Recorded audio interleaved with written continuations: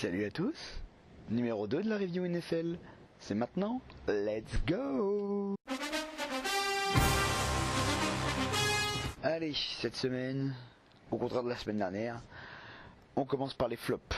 Et on va commencer avec une victoire, celle des Rams, 9-3. Alors pour la petite histoire, pour ceux qui ne le savent pas, les Rams sont passés de Saint-Louis, une ville toute pourrie où il n'y a rien, à Los Angeles pendant l'été. Évidemment qu'il faut du football à Los Angeles. Ça rime à rien. Depuis 95, il n'y avait plus de franchise là-bas. Mais vous vous rendez compte que les Angelins, quand même, ça fait 20 ans qu'ils attendent un touchdown à domicile. Un simple touchdown, hein, défensif, offensif, retour de coup de pied, ils s'en branlent. Ils veulent juste un touchdown. Et vous leur avez même pas donné ça. Bon, vous leur avez donné une victoire. C'est cool. Mais 9-3 quoi. Je pense que les habitants de Los Angeles ne méritent pas ça. Alors ayez un peu de respect pour eux et la prochaine fois, un TD, voilà. Franchissez la barre des 10 points. C'est pas possible sinon. On continue ces flops avec les Browns de Cleveland. Je sais pas, ça fait partie de ces franchises poubelles un peu. C'est-à-dire des franchises qui sont mal gérées et qui n'ont aucune ambition. Donc les deux l'un dans l'autre, c'est compliqué. Quand on est joueur pro, on est content d'avoir un contrat, mais quand on va aux Browns, mener 20-0 et se prendre un 25-0 derrière, c'est super bien joué. Bon, ils sont déjà à 0-2, évidemment. Tout le monde veut passer avec sa voiture pendant que je tourne. C'est comme si la défaite était ancrée dans l'équipement et dès qu'on met le casque marron et cet uniforme blanc, forcément on se dit qu'on va perdre. C'est hallucinant.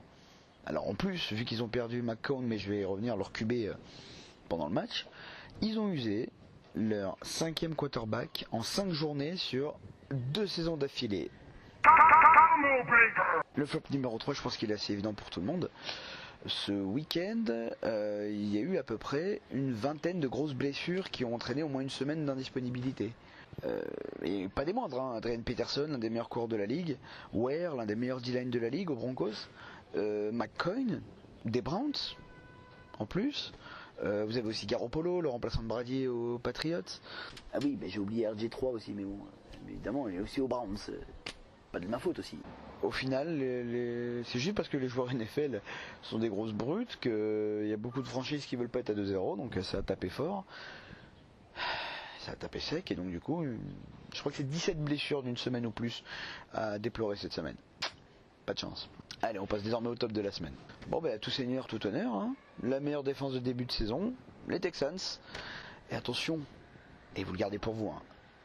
Le double 9 est de retour. Les Texans et leur MVP défensif de la saison dernière, DJ Watt, sont de retour. Voilà, il va falloir commencer à s'inquiéter d'eux. 2 victoires, 0 défaite. Et en plus, leur capitaine donc est omniprésent. Il a fait un sac et demi, il était présent sur 7 plaquages. Il a enfin lancé sa saison et ça s'est senti, ça s'est vu tout de suite. Ça va être dur dans leur division, je pense que ça va être pour eux. Dans leur conférence, va falloir s'en méfier. Là, ils sont dans mon top 4. Deuxième top et deuxième défenseur, Von Miller est toujours là. Le MVP du dernier Super Bowl a encore fait très très mal ce week-end. 3 sacs sur le pauvre Andy Luck. 7 plaquages, le mec est omniprésent. Et voilà, je pense qu'avec lui, voilà, les 2 meilleures défenses de la ligue, elles sont là. Va pas falloir aller chercher plus loin.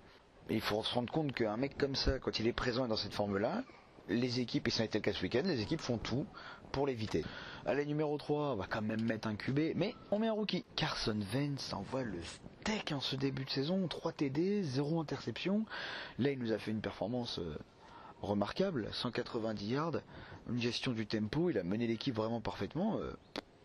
Les Eagles ont joué leur coup fièrement et ils auraient tort de s'en priver. Et en plus il fait ça en Monday Night Football contre les Bears, parce que le faire en Monday Night c'est toujours un peu plus spécial que le faire lors d'un red zone de début de soirée.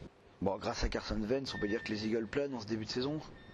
Mais ferme ta gueule, Coco. Bon, le meilleur joueur de la semaine, ça va être Cam Newton. Je dois vraiment le faire? Bon, ok. Bon, le MVP de la dernière saison a fait 24 passes complétées pour 40 sur 40 en tout. 353 yards. Bon, il y a quand même une petite interception et une perte de balle sur une course, mais bon, dans l'ensemble, solide, hein. Et surtout, il a remis une dynamique positive pour les Panthers de Carolina. Ils en avaient grand besoin, parce qu'à la première défaite, je pense qu'elle aurait pu faire mal, mais là, Voilà, s'il commence à trouver un bon rythme de croisière, ça peut être sympa. Grâce à lui, ils ont quand même mis 49 points, parce qu'il a instauré une dynamique dès le début du match, il a mis une intensité. Par contre, il va falloir commencer à la montrer dans les gros matchs. Parce que le match de début de saison était un gros match, étant la revanche du Super Bowl. Là, San Francisco, ça va être un peu plus ouvert, l'équipe est un peu moins solide, donc voilà. C'est tout pour moi. Bonne semaine à tous.